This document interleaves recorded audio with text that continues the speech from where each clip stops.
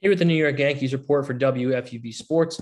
My name is Chris Hennessy, subbing in for Ryan and Mike tonight. And it was a very weird game in the Bronx tonight. It was a little bit of a rainy start. Didn't know if it was going to start on time. It ends up starting on time. And good thing for the Yankees because Luis Severino was fantastic off the bat. He goes the first three innings, perfect. The Yankees haven't done so much in the first two halves of their innings, but they get to the bottom of the third. Baltimore doesn't have a base runner yet. Isaiah Kiner-Falefa leads off with a single. Kyle Higashioka walks, and now it's two men on, nobody out for the top of the order. DJ LeMahieu and Aaron Judge get out. So now Anthony Rizzo coming to save this inning and gets things started for the Yankees with a 3-0 lead and a 3-run home run, a short porch classic out to right field. And it felt like it was going to be all Yankees from there as the momentum really shifted in that moment. Severino goes into the fourth inning, faces the top of the order again, knocks them down 1-2-3. That's 12 up, 12 down for number 40. Coming back in the fourth inning, the Yankees get a home run from Joey Gallo, which sounds impossible in the year 2022, but it does happen. It takes till game 17, but the left-handed left fielder finally gets one. He hit one to just about the furthest part of the park if you're a left-hander, out to left center field. So here's Aaron Boone talking about what it was like for Gallo to get the monkey off the back.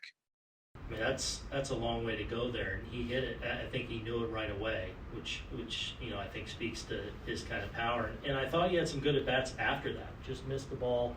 I think that he popped up to left. I felt like he was all over. So, hopefully that's something that continues to get him settled.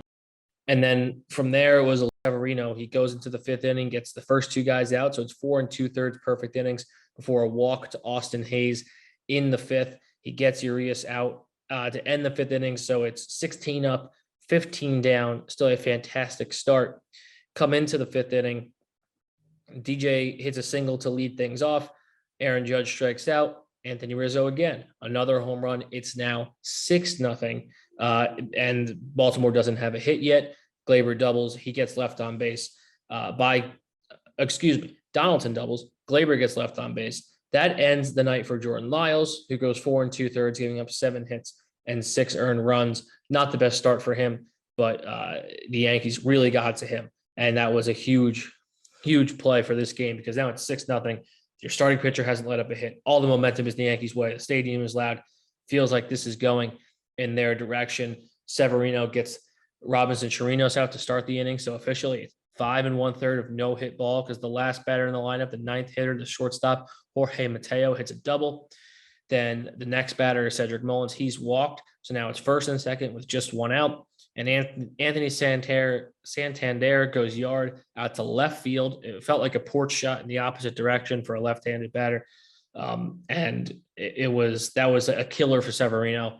It ends up being 6-3 at that point. He gets the last two guys out, which was huge. Obviously, this inning could have gotten away from him, but he ends up locking it down, getting out Trey Mancini on a fly ball to center field, and striking out Ryan Mountcastle to end the sixth inning. And he ends up going into the seventh, but only going one batter. It's Rougned Odor. He hits a double, and that was it for Sevy. So the final line on him, 6+ with 3 hits, 4 earned, 2 walks, and 5 strikeouts.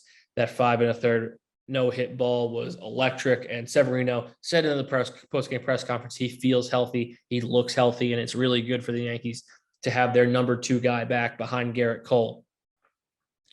The Orioles come up in the seventh inning, as I mentioned, and Clay Holmes comes in to relieve Severino.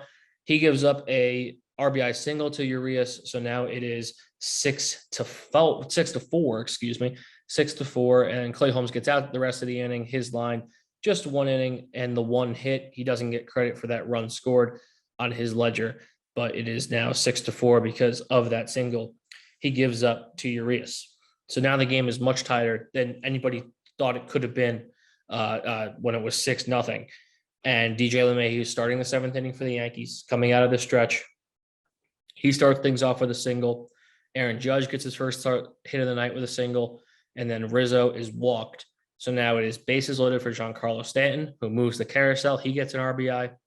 Donaldson strikes out, and then Gleyber Torres comes up and has the hit of the night. It's 7-4. He hits one out just short of where Gallo had just hit the home run out to left center field.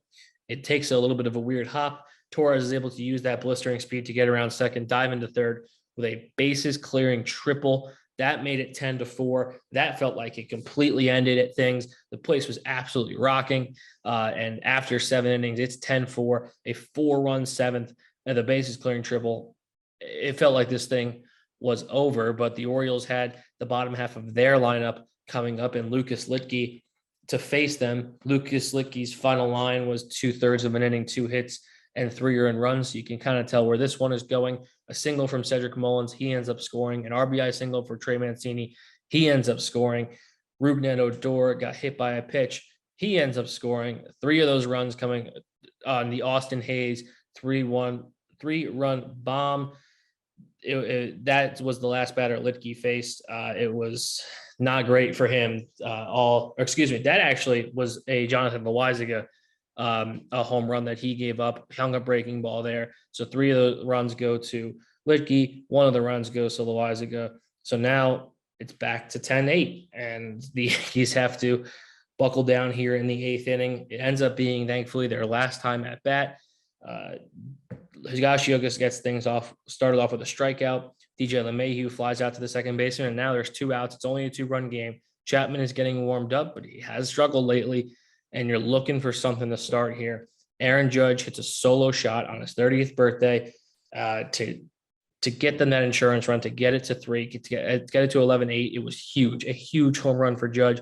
And then Rizzo comes up and hits this sky-high fly ball out to the short porch, twisting in the wind, ends up landing fair, back-to-back, belly-to-belly for Judge and Rizzo to get it to 12-8. Chapman comes in and locks things down. He struggled a little bit, ended up giving up a walk, but doesn't get the save because it's a 4-run lead.